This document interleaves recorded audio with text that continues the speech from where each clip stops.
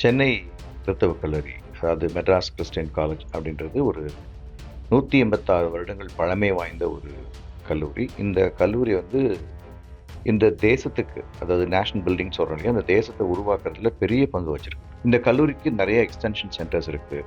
5 schools இருக்கு. இதோடைய community colleges 3 community colleges எங்கிட்ட இருக்கு. இதுல ஒரு கம்யூனிட்டி காலேஜ் வந்து தாம்பரத்துல உள்ள வெஸ்ட் தாம்பரத்துல வந்து இது அமைஞ்சிருக்குது. 1938ஆம் ஆண்டு இந்த இந்த லேண்டை வந்து எங்களுக்கு வந்து இந்தியன் ரெட் கிராஸ்ன்னு சொல்லுவாங்க. அவங்க வந்து எங்களுக்கு ஹேண்ட் ஓவர் பண்ணுறாங்க. ஏன்னா மெட்டர்னிட்டி சென்டர் இங்கே ரொம்ப தேவைப்பட்டது தாம்பரத்தில். நான் சொல்கிறது சுதந்திரம் வாங்குறதுக்கு முன்னாடி 85 வருடங்களுக்கு முன்பாக எங்கள் கையில் அது கொடுக்கப்பட்டது. திடீர்னு நாங்கள் என்ன பண்ணியிருந்தோம், ஒரு 2013-14 வாக்கில் நாங்கள் ஒரு கோர்ட்டில் ஒரு ரிக்வெஸ்ட் வச்சுருந்தோம், கேட்டோம். என்ன அப்படின்னா, இந்த இந்தியன் ரெட் கிராஸ் சொசைட்டி பேர்லேருந்து எங்களுக்கு இதை மாற்றி கொடுங்க. நாங்கள் அந்த சேவையை நாங்கள் செஞ்சுட்ருக்குறோம். நாங்கள் சோஷியல் அப்ஜெக்டிவ் ஆஃப் த கண்ட்ரியோடு சேர்ந்து ஒர்க் பண்ணிட்டுருக்கோம். எங்களுக்கு கொடுங்கன்னு சொல்லி கேட்டிருந்தோம். நாங்கள் அது கோர்ட்டில் நிலுவையில் இருக்குது. அந்த கேஸ் போயிட்டு தான் இருக்குது. ஆனால் அந்த கேஸ் போயிட்டு இருக்கிற டைம்லேயே திடீர்னு செங்கல்பட்டும் காஞ்சிபுரம் 2 டிஸ்ட்ரிக்டாக பைஃபர்கேட் ஆனோன்னு அந்த காஞ்சிபுரம் கலெக்டரும் ரெவென்யூ செக்ரட்டரியும் எங்களுக்கு பிரதிவாதிகளாக இருந்தாங்க. இந்த காலகட்டத்தில் என்னாச்சு, திடீர்னு இந்த செங்கல்பட்டு கலெக்டர் எங்களை கூப்பிட்டு என்கொயரி கேட்டார். என்னாச்சு இந்த லேண்டு அப்படின்னு சொல்லி இந்தியன் ரெட் கிராஸையும் கூப்பிட்டாரு. அப்போ நாங்கள் சொன்னோம், இந்த மாதிரி நாங்கள் சேவை பண்ணிட்டு இருக்கிறோம். எங்களுக்கு சாதகமாக தான் பேசின மாதிரி தெரிஞ்சது. ஆனால் சடனாக என்ன பண்ணிட்டாரு, ஒரு என்கொயரி ரிப்போர்ட் அமைச்சு இதை வந்து கவர்மெண்ட் கையகப்படுத்த போகுது அப்படின்னு சொல்லி பண்ணி நேராக வந்து அதை வந்து கமிஷனருக்கு ஹேண்ட் ஓவர் பண்ணிட்டார். தாம்பரம் கமிஷனருக்கு அழகு மீனா ஐஏஎஸ் அவங்க ஹேண்ட் ஓவர் பண்ணிட்டார்.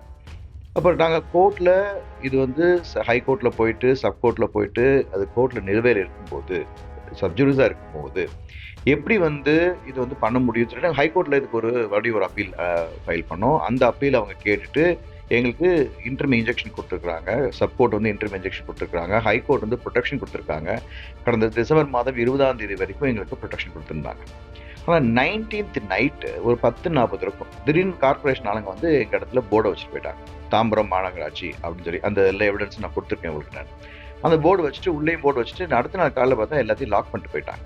அப்போ அடுத்த நாள் காலையில் 20ஆம் தேதி பிள்ளைங்கள்லாம் வந்து ஸ்கூலுக்கு கம்யூனிட்டி காலேஜுக்கு வரணும் வந்து ரோட்டில் நிற்கிறாங்க. உள்ளே வர முடியல. பேரண்ட்ஸும் வந்து நிற்க ஆரம்பிச்சிட்டாங்க எல்லாரும். அப்புறம் நான் இதை வந்து கவர்மெண்ட்டை தொடர்பு கொண்டு அவங்ககிட்ட கவர்மெண்ட்டை பேசினேன். எப்படியாவது நம்முடைய ஆனரபிள் சீஃப் மினிஸ்டருடைய கவனத்துக்கு இதை கொண்டு போகணும் அப்படின்னு சொல்லி அதற்கான முயற்சிகளை எடுத்தேன்.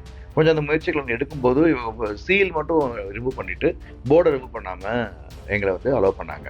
இந்தியாவில் புகழ்பெற்ற மெட்ராஸ் கிறிஸ்தவ கல்லூரியின் கீழ் சுமார் 85 ஆண்டுகளுக்கு மேல் இயங்கும் சமுதாய கல்லூரியின் இடத்தை அபகரிக்கும் நோக்கில் தாம்பரம் மாநகராட்சி நிர்வாகம் செயல்பட்டு வருவதாக குற்றச்சாட்டு எழுந்துள்ளது. இங்க வந்து அவங்க திடுத்து பண்ணி இந்த பிள்ளைங்களை வெளியே தள்ளி கதவை சாத்தி பிள்ளைங்களுடைய கல்வி என்ன ஆகுது. அதனால எல்லா பிள்ளைங்களும் வெளியே தத்தி கேட்டை மூடி நீங்களா இங்கெல்லாம் இல்லை, இந்த காலேஜ் வந்து கவர்மெண்ட்டுக்கு சொந்தம், நீங்க 99 யூஸ் பண்ணிக்கிறீங்க, இனிமேல் உங்களுக்கெல்லாம் கொடுக்க முடியாது சொன்னதுக்கு ரொம்ப பசங்கள்லாம் அழுதுட்டாங்க. பயங்கரமாக கஷ்டப்படுறாங்க. தாம்பரத்தில் நூற்றாண்டுகளுக்கு மேலாக செயல்பட்டு வருகிறது மெட்ராஸ் கிறிஸ்தவ கல்லூரி. 1837 நிறுவப்பட்ட இக்கல்லூரி ஆசியாவின் மிக பழமையான கல்லூரிகளில் ஒன்றாகும். புகழ்பெற்ற இந்த மெட்ராஸ் கிறிஸ்தவ கல்லூரியின் சமூக மேம்பாட்டுத்துறையின் கீழ் மெட்ராஸ் கிறிஸ்தவ சமுதாய கல்லூரி செயல்பட்டு வருகின்றது. கடந்த 85 ஆண்டுகளாக நாங்கள் சமுதாய சேவை செய்து வந்துட்டுருக்கிறோம். அதில் வந்து நாங்கள் செயல்பட்டது வந்து பிரைமரி ஸ்கூல்ஸ் நடத்துகிறோம். அதுக்கு வந்து கவர்மெண்ட்டில் அப்ரூவல் வாங்கி, ஃபயர் சேஃப்டி அப்ரூவல் வாங்கி, எல்லாமே வாங்கி அதுக்கு இபி பில் கட்டி நாங்கள் இவ்வளோ நாட்களாக அதை செயல்பட்டு வந்தோம்.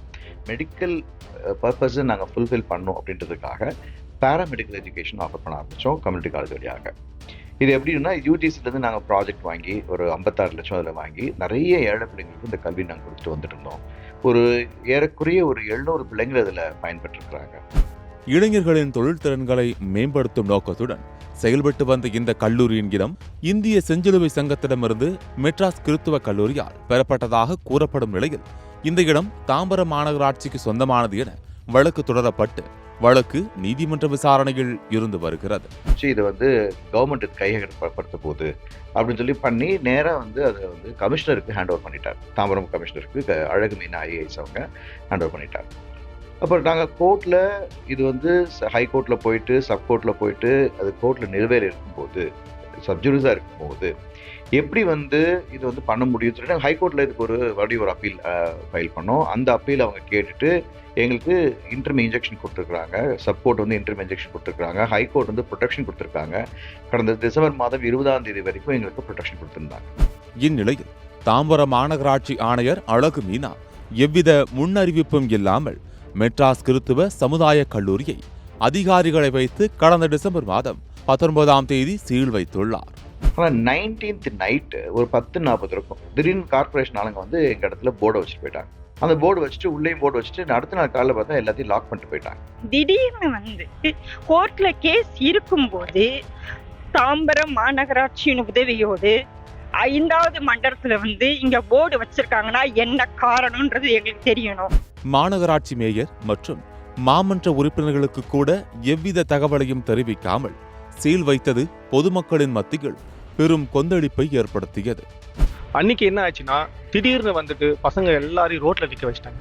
ப்ராப்பராக ஒரு கவர்மெண்ட் ஆஃபீஸர்ஸ் என்ன பண்ணியிருக்கணும், பேரண்ட்ஸுக்கெல்லாம் இன்ஃபார்ம் பண்ணிட்டு குழந்தைங்களை வந்து கூட்டிட்டு போங்க, இந்த மாதிரி இந்த நிறுவனத்தில் பிரச்சனைகள் இருக்குது அப்படி சொல்லிட்டு இது பண்ணியிருக்கணும். எதுவுமே பண்ணாமல் வண்டி போகிற இடத்துல, அதுவும் அரசு பேருந்துங்க எல்லாம் பெரிய கனரக வாகனம் போகிற இடத்துல வந்து நான் பார்க்குறேன், எனக்கு ஸ்கூல்லேருந்து ஃபோன் பண்ணுறேன், வந்து பார்க்குறேன் எல்லா குழந்தைங்களும் வெளியில் நின்று அழுதுகிட்டு.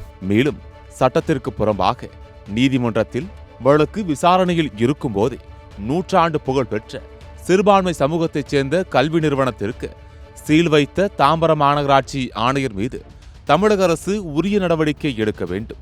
இப்போ இங்கே படித்தது மூலயமா நான் இப்போது ஃபிசியோதெரபிஸ்ட் கம்ப்ளீட் பண்ணிவிட்டு உங்கள் முன்னாடி நான் நின்று பேசிகிட்டு இருக்கேன். அதுக்கு காரணம் வந்து இந்த இடம் தான். என்னால் வந்து ஹையர் ஸ்டடீஸ் படிக்க முடியல, அவ்வளோதான் நம்ம லைஃப் போயிடுச்சு அப்படின்னு நினச்சிட்டு இருக்கும்போது இந்த இடம் வந்து எனக்கு கை கொடுத்தது. மருத்துவத்துறையில் பணிபுரியணும்னு ஆசை. அதனால் இங்கே வந்து நர்சிங் எடுத்தேன்.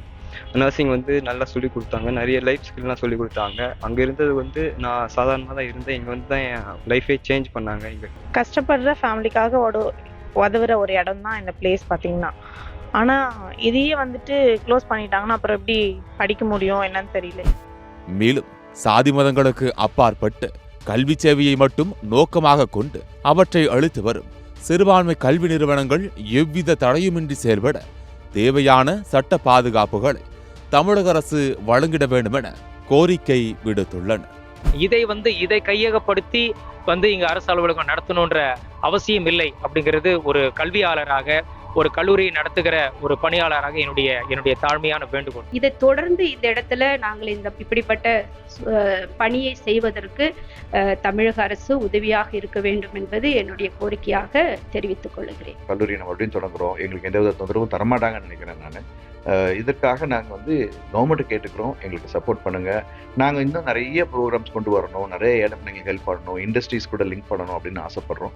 இதெல்லாம் நடக்கணும் அப்படின்னா இந்த இடத்த வந்து எங்களுக்கு வந்து தொந்தரவு இல்லாமல் இதை இயங்குவதற்கு எங்களுக்கு கவர்மெண்ட்டுடைய சப்போர்ட் எங்களுக்கு ரொம்ப தேவை அப்படின்றது நான் வேண்டிக்கொள்வோம். இந்த கல்லூரி வளாகம் முழுமையாக மாணவர்கள் பயன்பாட்டுக்கு கொடுக்கப்பட வேண்டும் என்பதே இவர்களின் பிரதான கோரிக்கையாக உள்ளது. சத்தியம் செய்திகளுக்காக தாம்பரத்திலிருந்து மனோகரன்.